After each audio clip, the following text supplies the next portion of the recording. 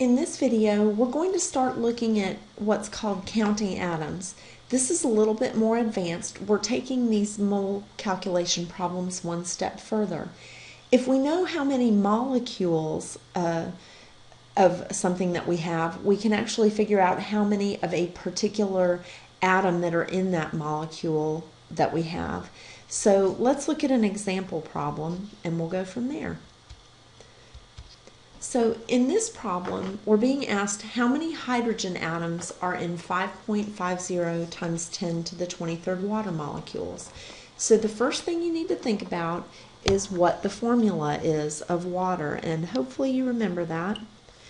We know that the formula of water is H2O, and so if you look at that, we know that the ratio of hydrogen to oxygen atoms in the formula is 2 to 1. So for every water molecule, we have 2 hydrogen atoms.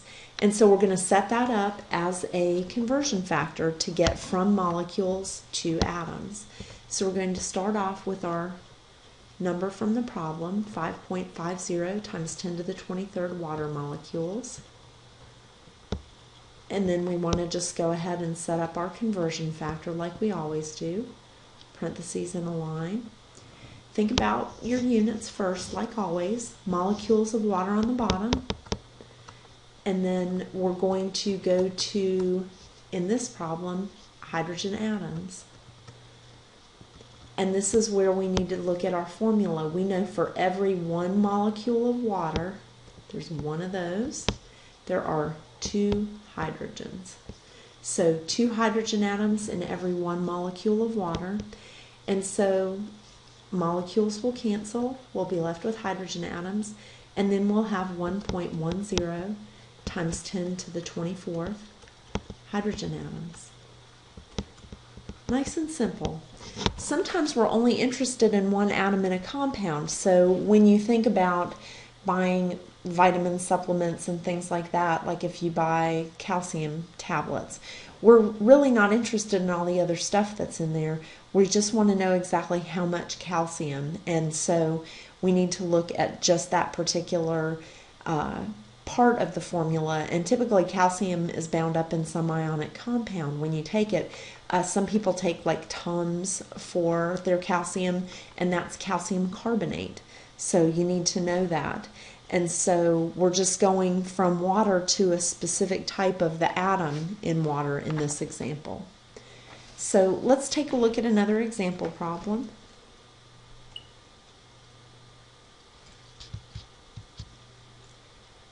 So take a minute to read over this and look at what we know and how to solve for it. So in this problem, we've got the mass of carbon dioxide that we're looking for, and we're being given the atoms of oxygen. So think about what that flow chart looks like that we've been using all this unit. We know that if we start on the left, we have mass, and then we have in the center, we have our moles, and then we've been going to from moles to particles. In this case, we're going to the carbon dioxide molecules.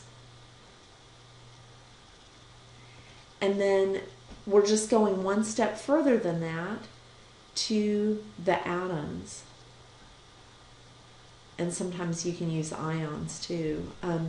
So if we've got 4.50 atoms of oxygen, if we start with our atoms of oxygen, we can go from atoms of oxygen to particles, which are the CO2 molecules, using the ratio from our formula, which is CO2. So we know for every one CO2, there are 2 oxygens.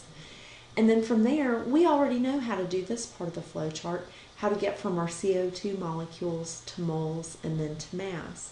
So it's just going to look like these earlier problems did, but we're going to have that one extra conversion factor. So start off with our number from the problem. And the way that you recognize this type of problem when you have to use this extra step is it's giving me information about oxygen, but it's asking me about carbon dioxide. So it's giving me information about one component of the compound that it's asking me about. So in our first conversion factor, we're going to make that step of going from atoms of oxygen to molecules of CO2, because this problem is giving us the information about the atoms of oxygen, but then asking us about the mass of the carbon dioxide. So we know that every one molecule of CO2 has 2 atoms of oxygen. I'm going to set up another conversion factor. And the rest of this is what we've been doing from the very beginning of the unit. So remember that these atoms will cancel. We'll be left with molecules of CO2. So we're going to put molecules of CO2 on the bottom to cancel. And then in that step, we're going to go from molecules to moles of CO2. And at this point, this should be where we use Avogadro's number. So we know that 1 mole has 6.022 times 10 to the 23rd molecules. And then our next step is just going to be that step where we go from moles of CO2 to mass of CO2. So molecules will have canceled. Moles of CO2 will be on the bottom to cancel here. And then we're going to grams of CO2. And when you add up that 1 carbon and then the 2 oxygens, the molar mass of carbon dioxide is 44.01. And remember, it's a molar mass, so it goes with the grams, not with the moles there. All right?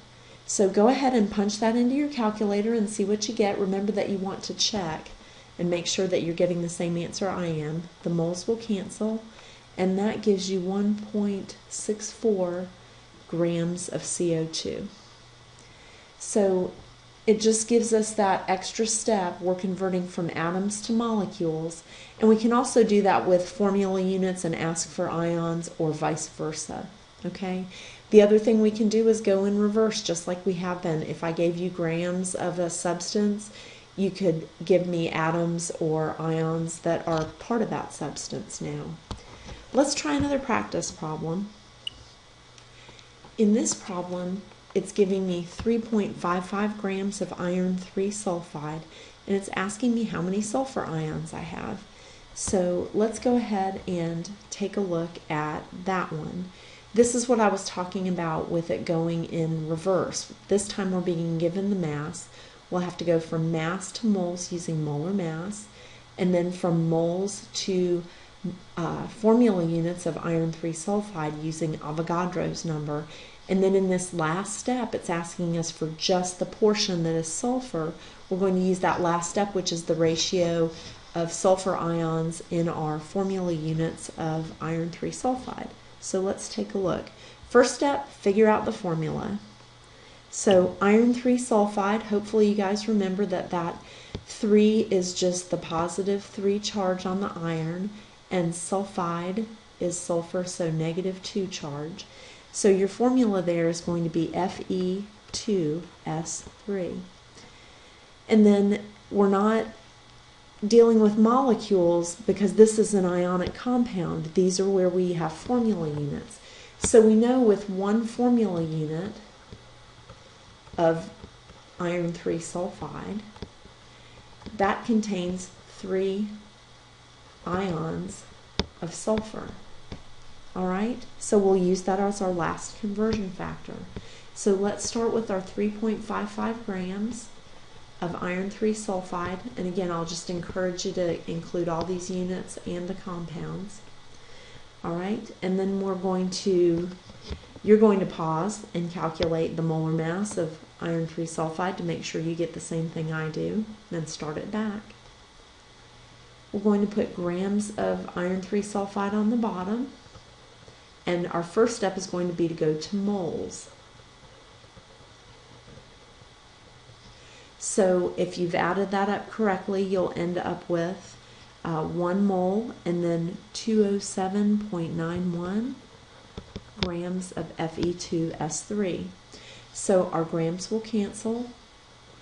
We'll be left with moles of iron 3 sulfide. And then we're going to go from moles of iron 3 sulfide, so that'll go on the bottom. And then we're going to go to formula units of iron 3 sulfide. So those are our particles when we have that compound. And remember that that's where we'll use Avogadro's number. We know that 1 mole contains 6.022 times 10 to the 23rd formula units. And now our moles will cancel. We're left with formula units of iron 3 sulfide, but remember our problem's asking us just for the sulfur ions. So we need to set up our conversion factor using what we know from the formula, which is that 1 formula unit of Fe2S3, which is going to go on the bottom here to cancel, contains 3 sulfur ions. So we know that 3 sulfur ions are in 1 formula unit. So go ahead and plug that into your calculator. Remember that formula units will cancel and you'll be left with sulfur ions. And when I put that into my calculator, remember you're doing this also, 3.08 times 10 to the 22nd ions. All right? Let's try another practice problem just to make sure you're getting the hang of this. Okay, so now it starts to get interesting. There pops up molarity. So let's take a look at how to get that problem set up so that we can do that one correctly. These are no different. We've just added on one more step to the flow chart. This time we're being given the carbon atoms and we're being asked to find the volume of the sucrose solution given the molarity. Remember that molarity is a conversion factor. It is not a number that we're going to start with, so we're not going to use that right now. We're going to start with our carbon atoms.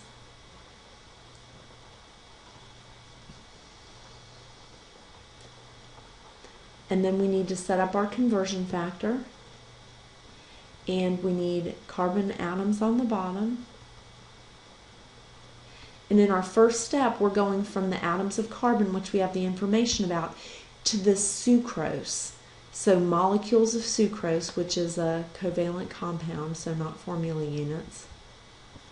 And then what we'll do is we'll look at our ratio of atoms in the sucrose molecule. So we know that 1 molecule of sucrose contains 12 carbon atoms.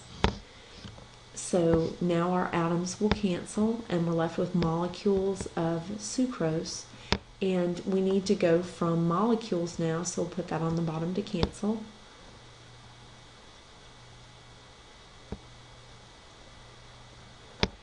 And then we're going to put moles on top, so that'll be our next step. And so we know that every 1 mole of sucrose contains 6.022 times 10 to the 23rd molecules. So our molecules here will cancel. We're left with moles of sucrose. And then our last step is to go from moles to volume. So remember on the flow chart, this is where we use our molarity. So we want moles on the bottom of sucrose so that that will cancel what's already in our equation. And then we're going to go to liters of sucrose. Now the problem's asking me for milliliters, but we're going to convert to liters first. We can always move the decimal later to get our milliliters. All right? So remember that that molarity, that M, is equal to 0.34 moles per liter, and that we can make that into a conversion factor because that's 0.34 moles per 1 liter. So the 1 goes with the liter, the 0.34 goes with the mole. And when you put that into your equation, you should get something like 0.061 liters. Remember, your moles will cancel, of sucrose.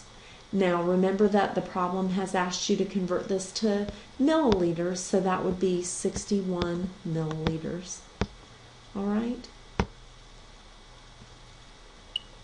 So we've just added this extra step.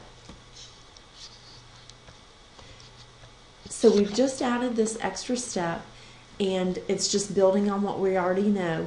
We'll try some more practice problems in class.